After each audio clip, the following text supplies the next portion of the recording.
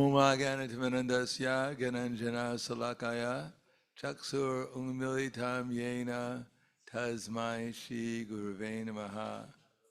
Om Vishnu Padaya Krishna Prasthaya Bhutale Srimate Bhaktivedanta Swami Namane Namaste Saraswatam Deve Gauravani Pracharne Nirvishesha Srinivadi Paskadyade Satarne. So I'm going to talk about two things. One is Srila Prabhupada as the founder Acharya, and the second thing is about what service he gave to different devotees in our society, including the initiating guru. In the Chaitanya Charitamrita, it is mentioned, well, let me start with,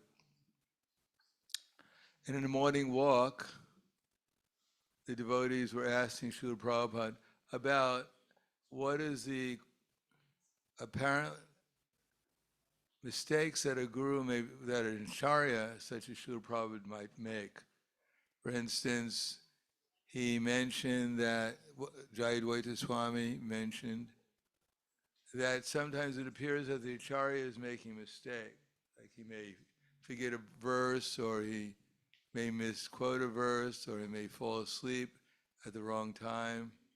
So how can we understand the perfection of an acharya?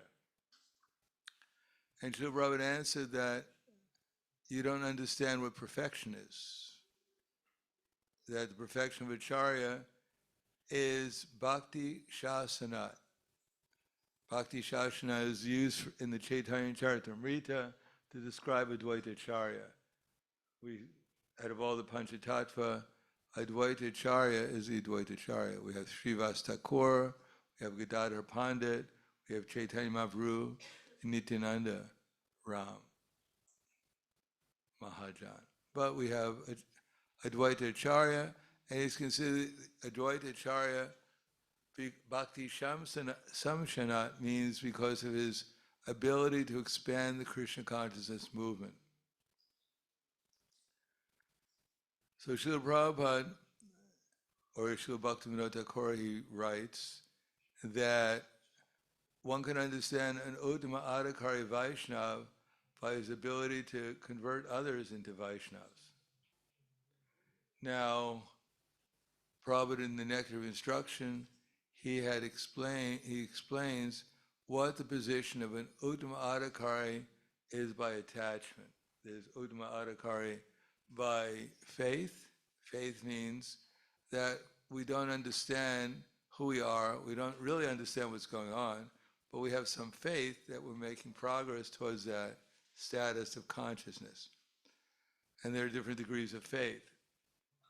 Actual faith is in the mode of pure goodness, that's the liberated state. But in the meantime, we're developing our faith through the process of devotional service. Faith, ultimately, in three things. Faith that we're eternal spiritual beings. Faith that Krishna is in our heart and he can guide us if we so desire. And faith that our ultimate goal is to engage in transcendent loving service to Krishna.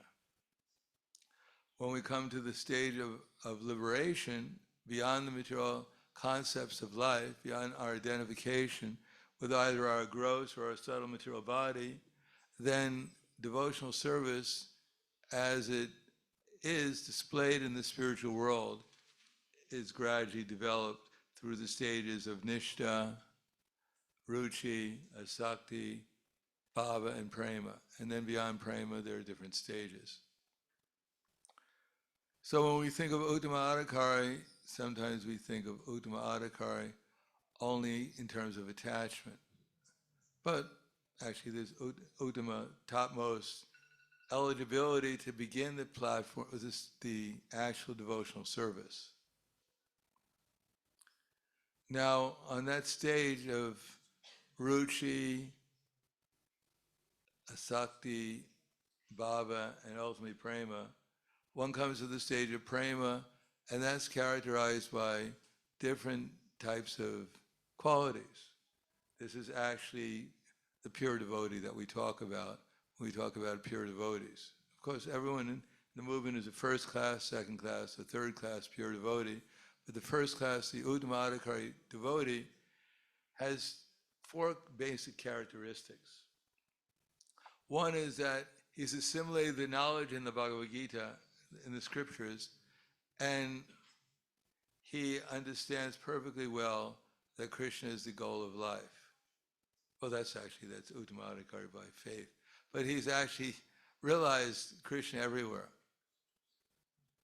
You see, whenever he reads any of our scriptures, he understands perfectly what the conclusion is to develop love for Krishna, because he has love for Krishna. And he's realized that there's no difference between Krishna and his name. When such an Uttama Adhikari devotee, Mahabhagavat, chants Hare Krishna, then he's in the spiritual world with Krishna. And he realized his spiritual identity. He knows exactly what his relation with Krishna in the spiritual world with all its details.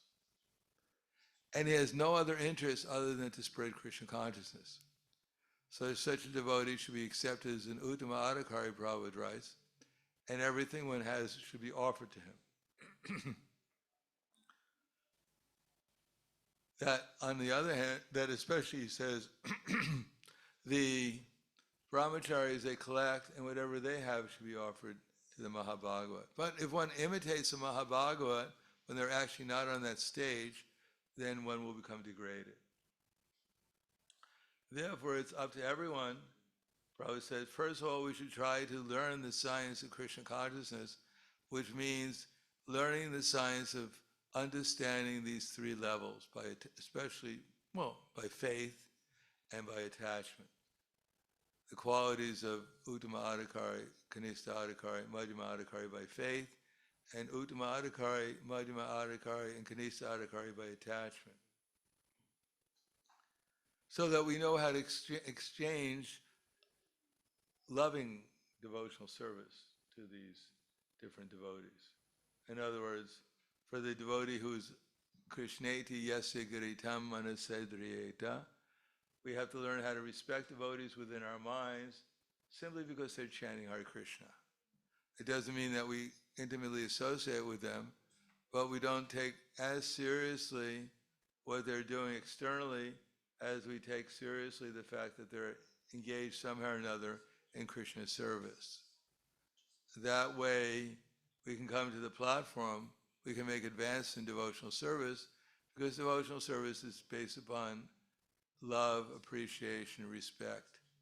Maybe not in that order. Respect, appreciation, and love. After all, if we're all Krishna's eternal servants, then we have to live with each other eternally, which is a long time. We might as well get used to it. And it's better to have a good relationship with someone eternally than to fight with them eternally. It'd be rather uncomfortable to have your worst enemy in the spiritual world and you're eternally fighting with them. But actually the spiritual world, there's no enmity, there's no enviousness, there's only love. So we have to practice that. And the best way of doing that is associate with the devotees who we can respect within the mind, but not intimately associate with them and get into conflict with them. And for the devotees who are actually serious about devotional service, then we have to learn how to make friendship with them. Because without friends, life is rather boring. Without a friend that we can actually walk hand in hand with, who's on the same level as we are, we can reveal our mind in confidence and expect them to help us without putting everything we say on the internet the next day. To have some faith and trust in someone who can actually give us good advice, and we can give them good advice, that we walk in hand in friendship, is necessary in devotional service. And to be able to discern who's on a higher level than we are and follow their example and instructions. Now, unless we can do that, we may not be able to understand what level we're on. So that's also necessary, because generally speaking, many times we overestimate our own selves and underestimate everyone else. Maybe vice versa, it depends on our mood. Then Srila Bhaktivinoda Thakur says that one can tell an Uttama Adhikari by his ability to convert others to Vaishnavas. That one should not become a spiritual master unless he's attained the platform of Uttama Adhikari. A neophyte devotee and an intermediate devotee can also accept disciples, and such disciples should be on the same platform, but it should be understood that they cannot advance very well due to his insufficient guidance. And therefore one should be careful to accept an Uttama Adhikari as one's spiritual master. So Srila Prabhupada is not referring to Uttama Adhikari by faith. In other words, by faith, this is the basic level that one should become a spiritual master. That's the intermediate level, the liberated platform. And such a platform, Prabhupada writes that one has knowledge of the scripture and he can present it in a way to convince others about what the conclusions of scripture are. He strictly follows the rules and regulations, and he's developed a firm conviction about the goal of life, that Krishna is the Supreme Personality of Godhead. And he can present arguments with all discretion and convincing arguments. Such a devotee who's, Prabhupada writes, this is Nectar Devotion, chapter 3, such a devotee who's been fully trained by his spiritual master can also become a spiritual master. So to expect, now, we don't need so many Uttama Adhikaris. We need one Uttama Adhikari as an example, at least. Of course, in the scripture we have so many Uttama Adhikaris as examples, but as far as examples that have given us direction as our standard, that we have to examine and see that whether Srila Prabhupada is actually that Uttama Adhikari that we can base our complete faith and trust in. Now, if one is actually liberated from the material concept of life, then one sees more or less things clearly. If we're not, then we have to utilize our intelligence to develop our faith. As I mentioned before in some lectures, Srila Prabhupada was asked by one lady, because Prabhupada starts the introduction to the Bhagavad Gita with the idea that Bhagavad Gita, the Gita Upanishad, is the essence of all the different scriptures. So one American lady asked Srila Prabhupada if he could recommend an edition of the Bhagavad Gita. And Srila Prabhupada said, no, unfortunately I can't, because every edition I've seen so far, even there may be hundreds of editions, but none of them actually touch on the spirit of the Bhagavad Gita, both in India and America. And then he says the spirit of the Bhagavad Gita is that if one wants to take a medicine, he should take it according to the directions on the label of the medicine, or according to the expert physician. One should not take it according to the directions of some friend who doesn't know medicine. Then he says that actually the spirit of Bhagavad Gita is that Krishna is the Supreme Personality of Godhead. And that Shankaracharya, Madhvacharya, Ramanujacharya, later on Chaitanya Mahaprabhu, Srila Bhaktisiddhanta, they all agree that Krishna is the Supreme Personality of Godhead. Similarly, Srimad Bhagavatam, Bhagavad Gita, Brahma Samhita, they all declare that Krishna is the Supreme Personality of Godhead. And this knowledge comes down to us through disciple succession. The disciple succession is one who presents Krishna as the Supreme Personality of Godhead and the means by which we can obtain him without any additions, without any subtractions. Because each one of us, we all have an eternal relation with Krishna. It's not that someone's going to give us a relation with Krishna. That's eternal. We can only uncover that relationship that we have with Krishna.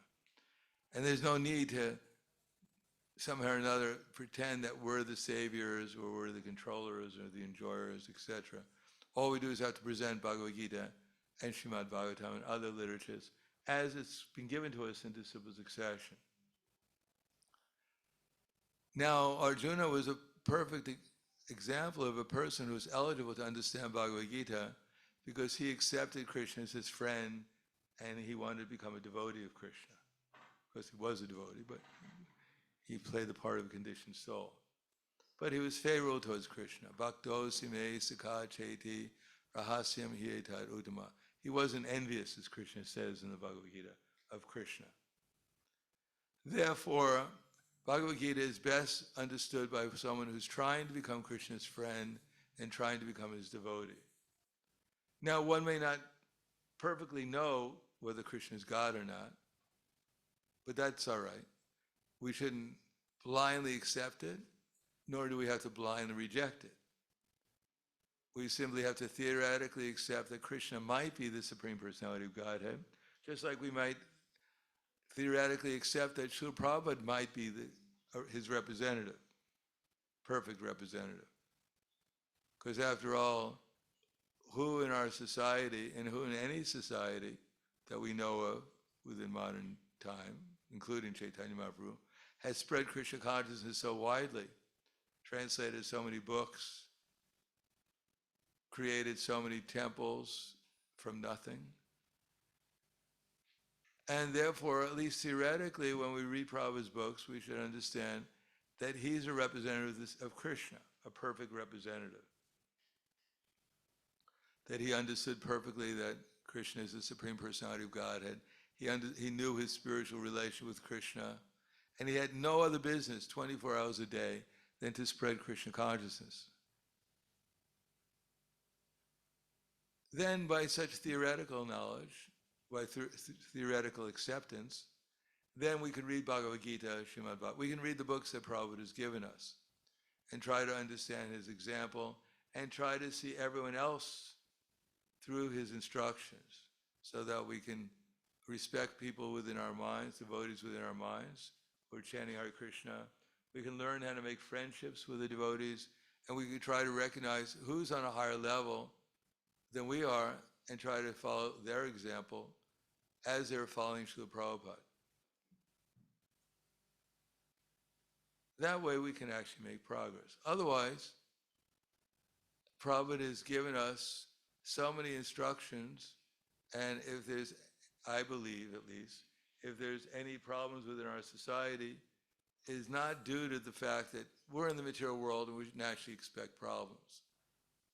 Yes, we're in the material world, and the material world is full of problems. There's no doubt about that. And somehow or another, externally, they may affect us. But actually, they affect us internally, not because of the problems externally, but because we don't follow Prabhupada's instructions very strictly. It is not that we even have the capacity to do it, because we don't even know what they are. Nor should we become despondent that we're not following so carefully. First of all, because we don't have the capacity. First of all, because we don't know what they are, and even if we knew what they are, then we don't have the capacity to follow them. So whatever we do know, whatever Krishna is helping us remember or understand, then we should try to make some effort to go in that direction. That's called progress in devotional service. It's not that we have to think I know already, have the conclusion, because we don't, most of us, I don't know if anyone here has realized completely that they're not their body. That they wake up in the morning and they're just jump out of bed and fly around in ecstasy the whole day. And if someone says something about them, they say, oh, no, okay, I'm not this body, no problem. I'm unaffected by it. We step on a nail, so what? It's my body, it's not me. One time Prabhupada was coming to see Jadharani in his apartment. She was painting, and she had some thumbtacks because she was working, and Prabhupada stepped on a thumbtack. Then he picked up his foot and looked at it, and took it out and just put his foot down, completely unaffected. That doesn't mean that Prabhupada always played the part that, hit me, I don't care. Prabhupada had to act appropriately, otherwise we'd misunderstand his position also from another point of view. From the point of view that we think, oh, okay, I can do anything to Prabhupada, it doesn't make any difference. But one is unaffected by what's happening, so we can't imitate that, nor should we expect that everyone is going to be like that, nor should we see Prabhupada from the point of view that he was actually an ordinary person who was somehow or another affected by material circumstances. Because it's not true. Actually, in his last days, he hadn't eaten for so many months, 7 months or something. And then he was just practically skin and bones. And yet, the doctor said that an ordinary person, he'd be screaming in such a position. But Prabhupada was just going on his business, even dictating the Srimad Bhagavatam in such circumstances with complete clarity.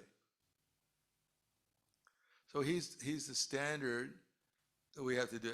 In other words, if we're going to develop faith in Krishna, if we're part of the Hare Krishna movement, it's not that we're forced to accept Prabhupada as the authority, as the standard. But since he's the founder Acharya, if we don't like to accept Srila Prabhupada as the standard, then there's so many other movements we can join. The Girl Scouts, the Cub Scouts, the Boy Scouts, the Elks Club. We can join so many movements.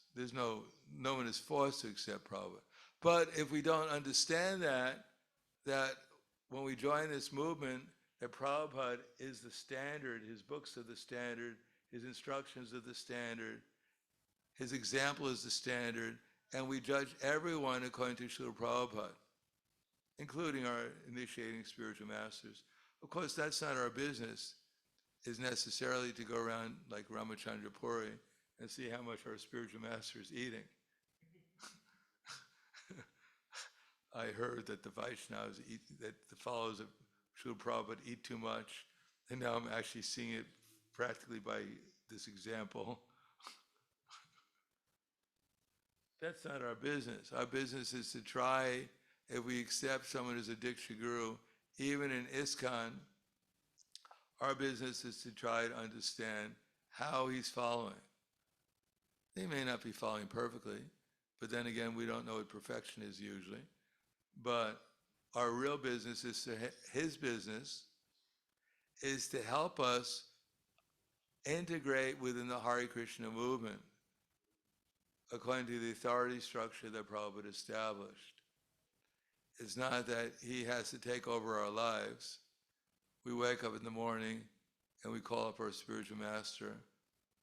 Hundreds of devotees call him up and ask, can I drink a glass of water? I'm thirsty. I don't do anything except for what my spiritual master orders me. That's not the business of our spiritual master in our society, nor was it Prabhupada's business. Prabhupada, they had him install a phone in 26 2nd Avenue, and he was amazed because it only took a day for them to come and put the phone in. And Prabhupada said, well, that's amazing. In India, it would take 6 months if you pay extra. And then you get your phone, at that time, in 6 months you get it if you pay extra. Then if you want to make a long-distance telephone call, it usually takes around 3 or 4 days for it to go through. So Prabhupada was quite surprised. They got the next day they put it in. So that night, someone called him up, called Srila Prabhupada at 12 o'clock at night. And he said, yes, this is Bhaktivedanta Swami who's calling. This is so-and-so. Swamiji, how are you doing? So Prabhupada said, you're calling me up at 12 o'clock at night to ask me how I'm doing. He said, I'm so sorry, click. And the next day Prabhupada said, get this phone out of here. Take it out. Just disturbance. So what to speak of Srila Prabhupada, the spiritual master is not meant to run the lives of the devotees, or even their devotional service.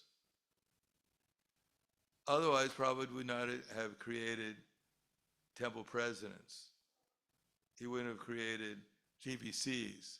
He created these things for managing the society. He never gave any instruction in his will.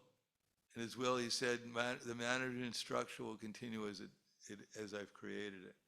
He never gave any instructions any time that any guru, future gurus in the society, they're going to create a parallel society where they have their own groups of disciples, and they create their own kingdom.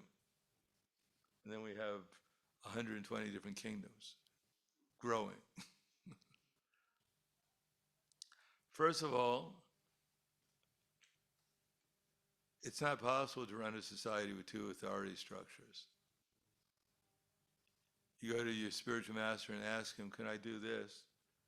And if you don't like it, you go to your GBC or the temple president. You say, can I do this? And the temple president says, yes, you can do it. And the spiritual master says, no. So then you go to your temple president and you go to the spiritual master and say, my dear spiritual master, my temple president told me to do this. But you're telling me no. Are you going against the authority of the temple president? Should I go against the authority of the temple president? What should I do? Then the spiritual master said, my order is absolute. And you go to the temple president, you say, my spiritual master said his order is absolute. Then he calls up to the GBC and says, I think you better speak to that initiating guru. Prabhupada said, you're the ultimate manager out there. So it's a sure formula for disaster. Now, of course, we look in India, because in the West, we can see, if those who have some experience in the West, it hasn't worked in the West. And it'll never work, because it's an impossible formula. You can't have two authorities, you can't have a train running on a track that goes in two different directions and expect it to go anywhere. If one track leads one way and the other track leads the other way, the train's not going to go very far. Therefore, one should understand what one's duty is. It's not that the spiritual master should not be seen as an absolute representative of Krishna. But if, in our society, he will, or she will, perhaps in the future, become an absolute representative of Krishna if he follows his duty, what he's supposed to do. If he follows what his spiritual master told him to do. If he follows the system that the spiritual master set up. And in that system, he hasn't given any, as I said, someone can find it if they can, where he said that we have two parallel lines of authority within ISKCON. One is the managerial authority, and the other is the spiritual authority.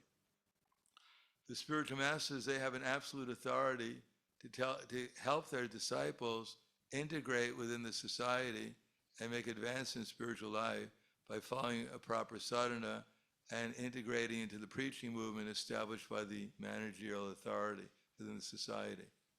Not to create as an initiating guru, not to create their own kingdom, their own preaching mission apart from the managerial authority that Prabhupada has set up.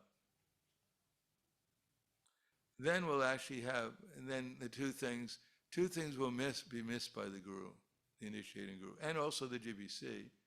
If we set up a structure, if we follow the instructions in the structure that Prabhupada set up for so many years, then the result, two things will disappear. One is that the gurus will not have the opportunity to manage their disciples. How horrible. In other words, they won't have hundreds, perhaps, of disciples, or even a few of disciples.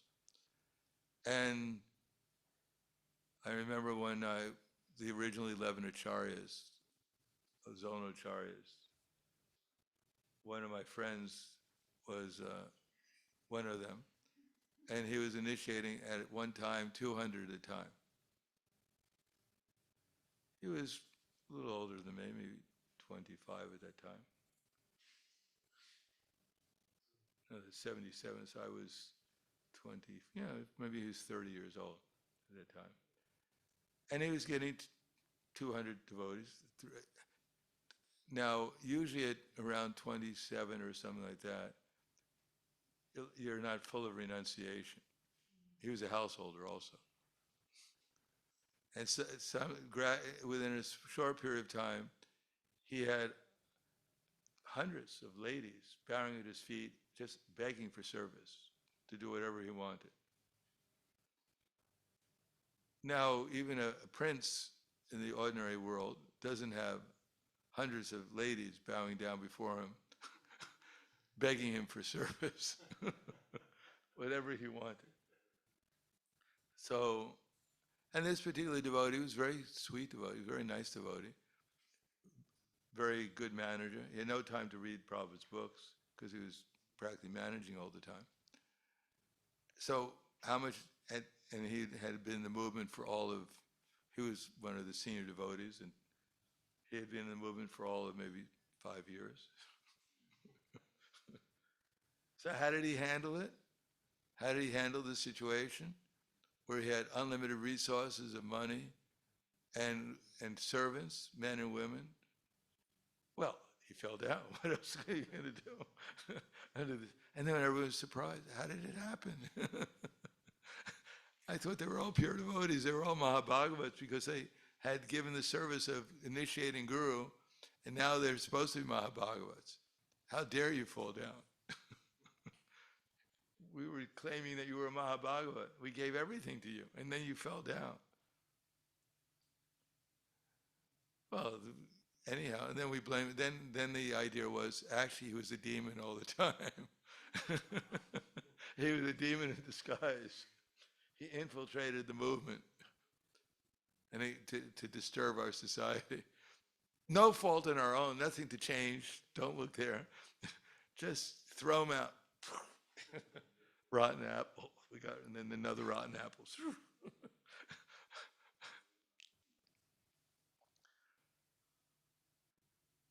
Now the amazing thing is that, we still have a movement, actually. And there's always parts of the world, they're expanding so much, there's so much success, and, this is the way it should be done. But it doesn't work like that. You can't. The definition of madness is if you keep on doing the same thing and it's a failure, and you think you do it one time after another, it's always a failure. And you think this time it's going to be different. Every time I do it, there's a problem. But this time it's going to be different. That's the definition of madness.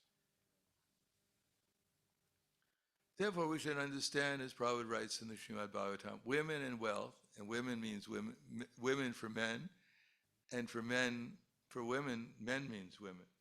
Someone that you can more or less control, that's women. Krishna is considered to be the Purusha because he's controlling everyone. Whether we like it or not, he's the super soul, and we're 100% dependent on him for intelligence, remembrance, and forgetfulness. Especially here. So whether you like it or not, Krishna is the Purusha, and we're following his instructions. We may deny it and think he's not there, I'm just free to do whatever I want. And Krishna will give us such intelligence to think like that. But we need his mercy actually to be in Maya too. So he's the Purusha, and we're Prakriti. And therefore, in order to take shelter of Krishna, we have to follow the disciple succession. And Prabhupada understood, as he said, when Tamakrishna Maharaj, in 1977, in April, when Prabhupada was a little sick, a little ill, And then there was some concern about how the succession would go on. And so Tamakrishna Maharaj mentioned something about what he had read in Chaitanya Charitamrita about the Guru as a representative of Krishna. And then Prabhupada mentioned that some problems were going on in the society at that time, that one of the devotees who was an architect for the Bombay temple, he didn't give Prabhupada credit for building the Bombay temple, for helping to build it, for doing it, for being the inspiration and the direction for it. He took all the credit for himself in an interview. Another devotee was being worshipped, even in Prabhupada's presence, as like the Guru. So Prabhupada was a little concerned about that.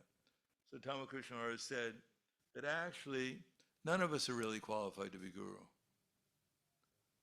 And Prabhupada said, no, actually, I want all of my disciples to become Guru, and I retire completely. But the only thing is a little thing, they have to become strictly followers. Little thing. And then we have the Gaudiya Math. Prabhupada mentions that actually their problem was not that they didn't have a bona fide spiritual master. It wasn't that they were not learned and educated. It's just they didn't really think they had to strictly follow him. And therefore they broke up into little groups. And therefore Prabhupada said that at the end of the conversation, be very careful. I've given you everything.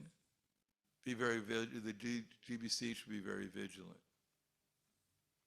So that's even if we don't have a clear direction, but this is my direction, at least what I've understood, that it's very difficult to work. In our present society, we've developed this culture. It wasn't the culture that we had when Prabhupada was here, but that's because Prabhupada was the only Guru. And his godbrothers didn't want to cooperate with him, so we had no example of what cooperation would be like for the most part.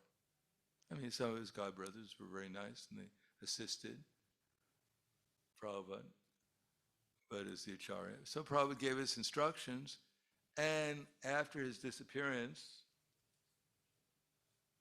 then the devotees, most of them were, the senior devotee in the movement. Prabhupada left in 77. The earliest devotee had joined in 66. And not from exactly Brahminical backgrounds. And that means that they were the eldest devotee, the senior-most devotee was in the movement for 11 years. And somehow or another, Prabhupada left, and he was some of them became acharyas. And then from then on, we've been confused about what's actually going on. The temple presidents were actually running the society at that time. The GBC was not so much involved for the most part. But the temple, if you didn't like the temple, then you went to another temple. But more or less the temples were running the society. And devotees, if you wanted to be part of the society, you got up in the morning, you chanted Hare Krishna, you heard Srimad Bhagavatam, Bhagavad Gita, and your life was dedicated to spreading Krishna consciousness. Now, Prabhupada didn't expect that was going to be the same model that was going to go on perpetually, because devotees get married, they move out, and but then Prabhupada gives instructions for them also. Not that now I become a householder and Krishna consciousness I'll begin again in 50 years. No, it's there that we should use our intelligence and we should follow this more or less a program every day and dedicate our lives, even as householders, to Krishna's service.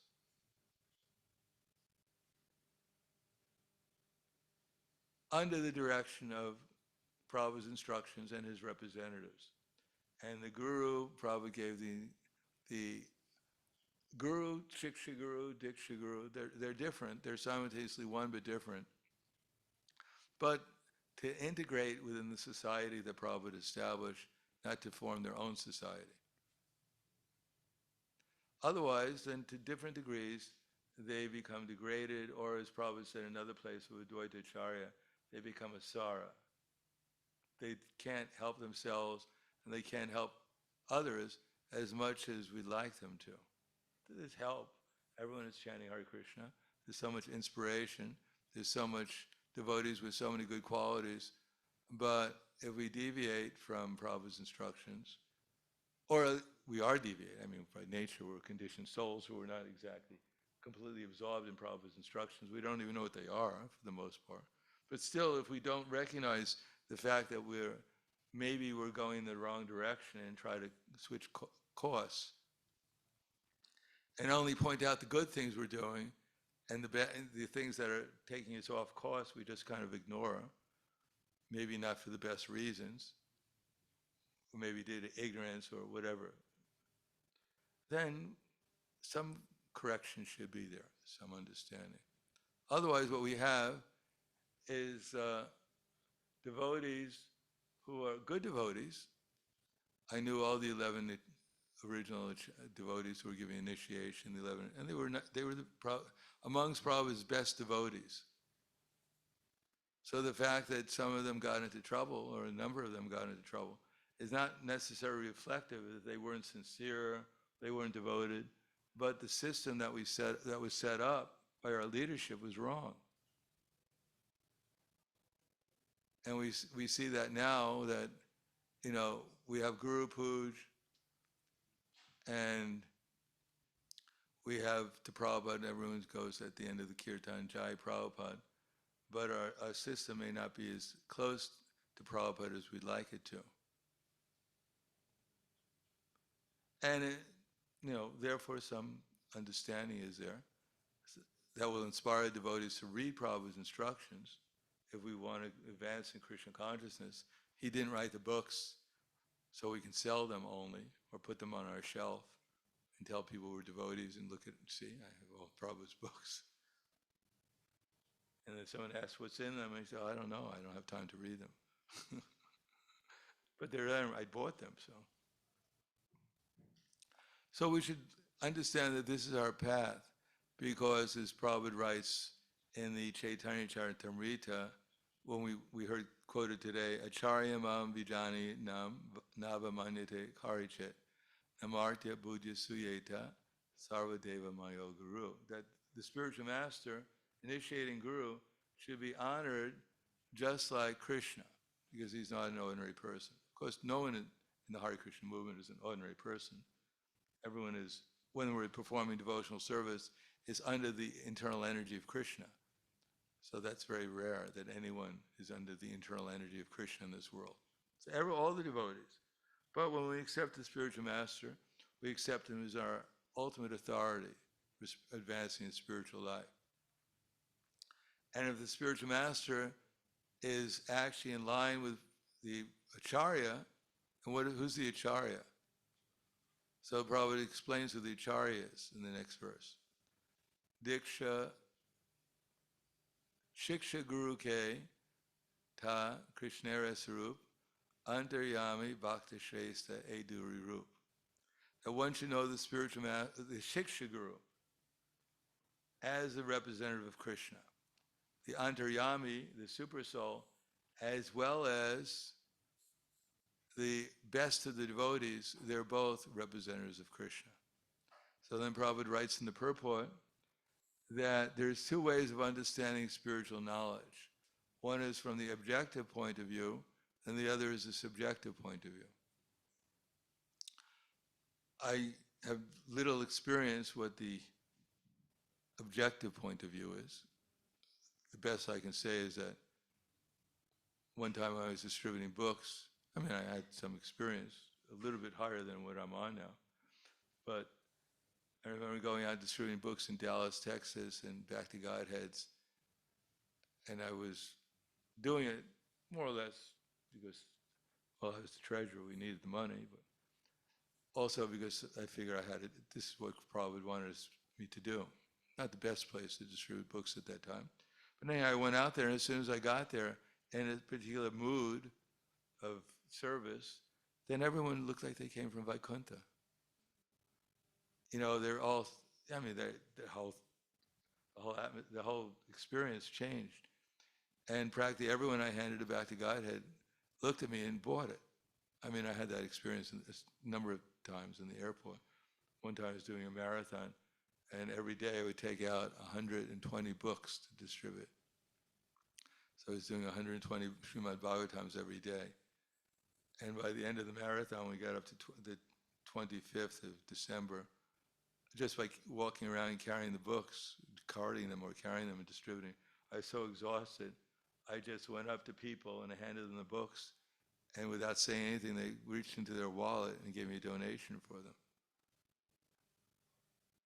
So, I mean, I remember one time I was in an airport, and they asked me to open up to see what it would be like to go into the airport. This was in San Antonio, Texas, which is illegal to do it. And I never liked to do illegal spots because I hated to get caught by the police, which is part of occupational hazard. And I went into the airport and I was so concentrated. Everyone I went up to just looked at me. I mean, I was like out of my body or something. You know, I'm not doing this at all. You know, I was watching Krishna doing it, and I'd hand people a book, and they just looked at me, and they were shocked, and just reached into their wallet and gave me a donation. And then finally, I distributed all the books I had, and I said, "Wow, finally I'm out of here. I'm not going to get caught." And I didn't get caught. But I realized, you know, I'm not doing this at all. You know, this is Krishna doing it. I'm just watching the whole thing. So from one that's, you know, a conditioned soul experiencing something of Krishna consciousness. I remember when they sent me to Miami, actually Coconut Grove, my spiritual Prabhupada, well, my temple president kept on bothering me about getting married. I wasn't really thinking about getting married, but he kept on bothering me about it. He said, if you want to be a leader, you have to get married. So finally, there's one girl who really wanted to get married. So I said, all right. Because I figured, well, if I get married, then at least they cook a special feast, and I'm pretty hungry. Because we weren't eating very much at that time. So I didn't know who this girl was. I never saw her, but I got married to her by fire sacrifice. I never found out what her name was, by the way. I know her spiritual name. So anyhow, she had one interest, I had a completely different, somewhat of a different interest. And she discovered I wasn't for her. And anyhow, she left shortly. And I wasn't the most romantic person she ever ran in contact with. I was pretty, anyhow, I could have been a little bit sweeter. Anyhow, Prabhupada still thought I was married or something, because Prabhupada, I thought, you know, my temple president wrote to Prabhupada asking if it's all right if I get married. Prabhupada said, yes, he has all my blessings, and then they should open a temple afterwards. So I said, well, Prabhupada wants me to get married, so I'll get married. So, and then she didn't last in the temple very long. And she left, and then still, Rupanuga sent me to open a temple, because that's what Prabhupada said. So they sent me down to Coconut Grove. And I thought, because every year my parents, we used to go down to Miami from New York in the winter, and we went on vacation there. So I thought, well, this is nice. I'm going to go to Florida. I'm going to become a temple president. It's nice weather there. So I thought, I'm going to fly down there. There'll be a temple. I'll become the president, and I'll be one of the leaders in the society. So I went down there, and there were 6 sannyasis there at that time. There was Brahmananda Maharaj at that time, Gargamuni Maharaj, Vishnujan Maharaj, Subal Maharaj. Is that 5? 4. Anyhow, maybe there are 4 sannyasis there. And they were all ready to leave, except for one of them, because they had to go different places. So I was there with Gargamuni Maharaj and his assistant. And the first night we were staying in a bookstore, New Age bookstore. And we had some milk. So I thought, well, it's not so bad, stay in a bookstore, we get milk every night. And then we found out that that was just for that night. And that where we were going to live was we were going to live in the park. Not even underneath the tree, just live in the park. In the park. So I had a sleeping bag. That's all I bought. Maybe we had one pair, a dhoti. And so we slept in the park, and we bathed in this kitchen, in the park sink, because there's no shower or anything. And we cooked in the park grill with the karmis, we were making chapatis on the grill, and they were cooking, other things. Anyhow, that was our life for some time. We didn't know anything. I didn't know anything. I wasn't going to complain because there's no one to complain to. And my authority at that time, who was Gargamuni Maharaj, he was known as Gargamuni, he taught me to be a treasurer, how to become a treasurer. And he told me when I moved into the temple, they made me a treasurer immediately, and I asked Gargamuni how I should do it when I went to New York. And he said, well, Prabhupada told him, the treasurer takes in the money, but he doesn't give anything out. So, needless to say, treasurers weren't very popular back then. Probably gave other instructions, but that was the only one that he picked up on.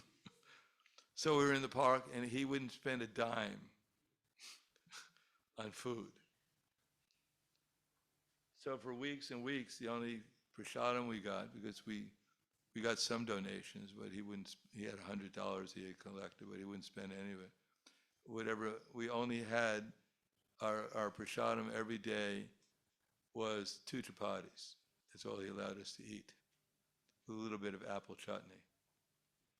We cook in the morning for hours, made chapatis, and then he cooked some apple chutney, and then we'd have a little kirtan. Some hippies would come around in the park, and we'd roll up we put into the chapati some apple chutney, and then we roll it up and go out and distribute it to the hippies there after the kirtan. And then after we distributed to the hippies, and we got to eat 2 chapatis a day. And after the hippies left, then we could go out and look and see if they had any remnants in case we were happened to be hungry. And then we'd go on book distribution after that and give all the collection so we could buy chapatis the next day for the apple chutney. So that went on for some time.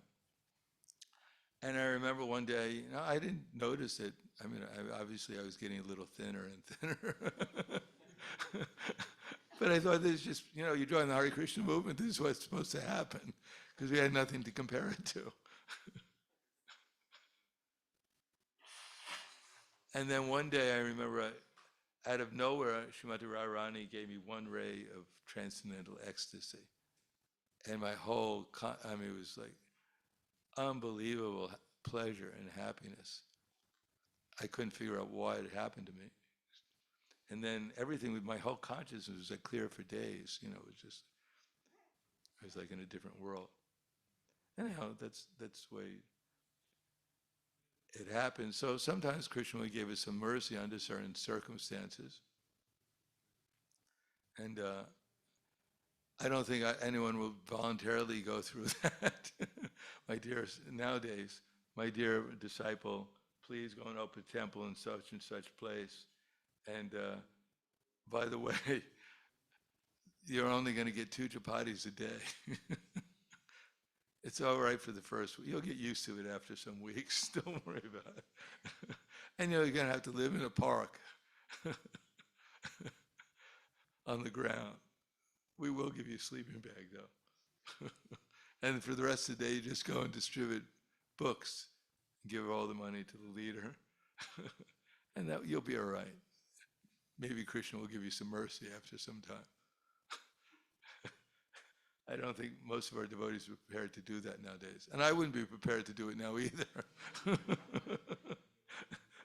But I had no choice. This is what, When we moved into the temple, we gave in karmi clothes.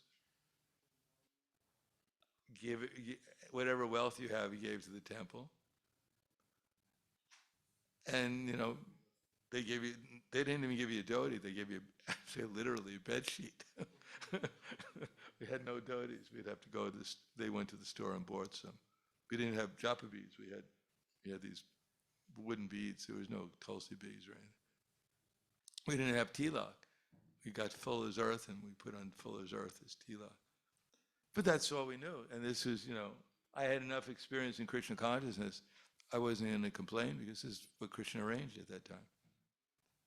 And then I had a hitchhike when they asked me to leave the Coconut Grove, Florida, to go to Houston, Texas, and help Vishnu John Maharaj open up the temple. So I had a hitchhike in Southern America for days to get to Houston. I had a number of experiences there. It wasn't the friendliest region at that time in the world. I got picked up by the police, and people wouldn't pick me up because they thought, wow, what's going on? It looks like a Martian has landed or something. Someone with a shaven heads. They're wearing their bed sheets, They never saw anything like that. So anyhow, we had different experience. But this is what it was like. So the point is that we may not have so much experience what actually is the objective platform of consciousness. But Prabhupada was like that. He was on a completely different platform of consciousness. I remember one time Prabhupada walked into as I've said sometimes, that in Boston in 1969, every time I saw Prabhupada, if I wasn't asleep, because sometimes during class, if I was really tired, sometimes I'd nod out. But otherwise, every experience I had with Prabhupada was completely in a different platform of consciousness. But I remember one time in Boston in 1969, it was Srila Bhaktisiddhanta Saraswati Prabhupada's disappearance day. As I was said, that we were having kirtan upstairs, waiting for Prabhupada to arrive from the airport. And the Panchatattva picture was glowing. There were stairs because the temple was on the second floor. And so in front of the stairs, there was a Panchatattva picture still there in Boston, with Chaitanya Mahaprabhu with his arms out, the kirtan party in the back. And it began to glow. So I said, well, that's pretty unusual. I haven't seen Chaitanya Mahaprabhu glowing like that. And then Prabhupada walked up the steps, and the whole room turned into Vaikuntha. I was in a completely different world. I couldn't even remember what I was in anxiety about. And then Prabhupada sat on his Vyasa son, and he looked at me, and he could actually see who I actually am. That he had a completely different vision from ordinary vision. And then he gave a lecture for 40 minutes about Srila Bhaktisiddhanta Saraswati Prabhupada. And during the whole time I was crying, remembering the pastimes of. And as anyone knows me, I don't usually appear very sentimental most of the time. And then he left, and I was back in the material world again. So, from my experience, just from that experience alone, I could understand Prabhupada was in a completely different world. And every time I saw his every movement, his every gesture, everything he was doing was completely in a different platform of consciousness. And you don't have to be there to understand that. You can read from devotees' experiences what it was like to be with Srila Prabhupada, those who were sincerely trying to serve him at that time to the best of their ability. So Prabhupada said that there's an objective and there's subjective ways of understanding. By the objective, one can see everything reality, but one can also understand subjectively by one's own experience in Krishna consciousness that they're also Shiksha Gurus. And then he writes that the Acharya, in the true sense of the term, who is authorized to deliver Krishna, enriches a disciple with full spiritual knowledge and thus awakens him to the activities of devotional service. So devotional service is not just doing and this and that, it's experiencing, eventually directly experiencing Krishna, meeting Krishna personally face to face and being in transcendental ecstasy, in love, actually, love not only with Krishna, but with everyone and everything, completely. Not only in the spiritual platform of consciousness, of meditation, but even this world, seeing everything in relation. Everyone is an expansion of Krishna's energy, not of Krishna, but also seeing Krishna everywhere, because he is everywhere. So that's the acharya in the true sense of the term. That's the standard. And our business, those who are giving initiation or those who are instructing, is to direct people to Prabhupada's example and instructions. Also, the example and instructions of Prabhupada's followers as they're following Prabhupada, as they're repeating his message. Not independently, not as a separate movement, as a separate institution within an institution. That will not work very well. If we're not connected with Prabhupada by his instructions and example, and seeing the instruction and example of those who are following him, and being connected to Prabhupada in that way, then we won't be connected with the disciple succession. And if we're not connected with the disciple succession, then what are we connected with? We're connected with so many other things. Everyone has a leader. Everyone is connected with some leader. And there's many leaders we're connected with due to our past activities. But we're learning how to become connected with the disciple succession by following someone, at least the standard as the acharya within our society. Now there may be in the future, or there may be now, other acharyas, but they're acharyas only so far as they follow Prabhupada's example and instructions. So there's one last thing which I usually say, is that in 1977, when Prabhupada was about, November 77, the very beginning of November, Prabhupada left, I think, on the 12th or something. So some politicians from India came to visit Srila Prabhupada, and they asked him, who will be the next leader? And Prabhupada told them, he said, actually, I'm not appointing anyone as the next leader. All my followers will be the next leader. As much as they've understood and follow my instructions, they'll become the next leader. So that's true then, and it's true now also. That, of course, it's not like everyone's the next leader, so I don't need an initiating guru, now I can do it. We have to be able to accommodate more than one thought at a time, one understanding at a time. Yes, the gurus within our society, the initiating, the shiksha gurus, they're supposed to train us who our leaders are, according to the standard that Prabhupada has given us. Prabhupada's his standard. They're supposed to instruct, and we're supposed to follow their instructions. That's called disciple succession. So the initiating guru is one who's supposed to be representing Prabhupada, should be, that's why we accept him as a spiritual master. But his job is to train us how to see our other gurus also. How to see who's better and who's more sincerely following the instructions of, ultimately, of Prabhupada, the acharya within our society. That's how he becomes an acharya, and that's how he creates other acharyas, by pointing out the instructions and example of the standard acharya, who's our founder acharya. And that means that he doesn't tell the disciples how to act independently of the managerial authority that Prabhupada set up, but he instructs them how to understand how to become a sincere servant of the society by following the example of those who are actually sincere followers of the society, of Prabhupada's instructions. Of course, we don't follow blindly, that we have to have some discrimination what Prabhupada's instructions are. So that's up to each one of us to find out what Prabhupada's instructions are, what his example are, so that we don't become misled. That we don't take someone who's not on the highest platform and just blindly follow their instructions. Nor should we blindly follow any instructions, even Prabhupada's instruction. We should try to understand them. Prabhupada writes, blind following and absurd inquiries to condemn. One should not only hear submissively, one should get a clear understanding through submission, service, and inquiries. The spiritual master is by nature very kind to the disciple.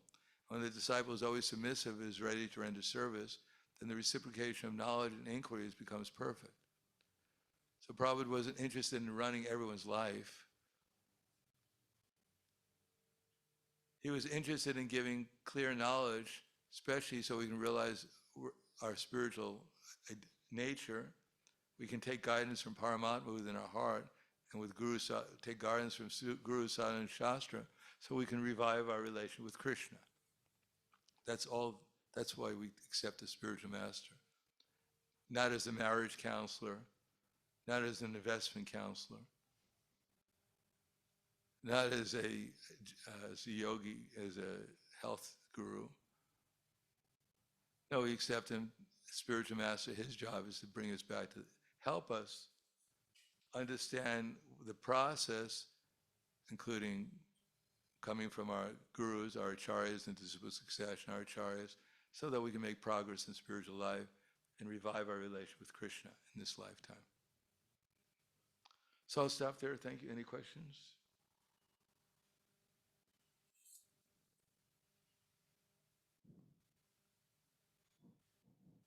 Yes. We have a microphone.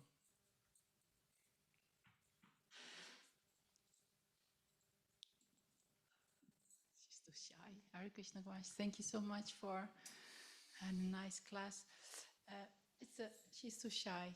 She wondered, she wanted to have one day initiation. What is like the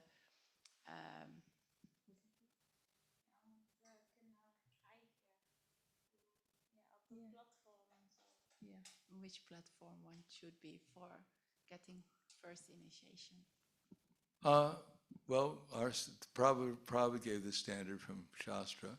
The one should chant 16 rounds a day and follow the 4 regular principles. That's it. That's first initiation. For how long? What's that? For at least long? 6 months. Okay. But the vow is for a lifetime.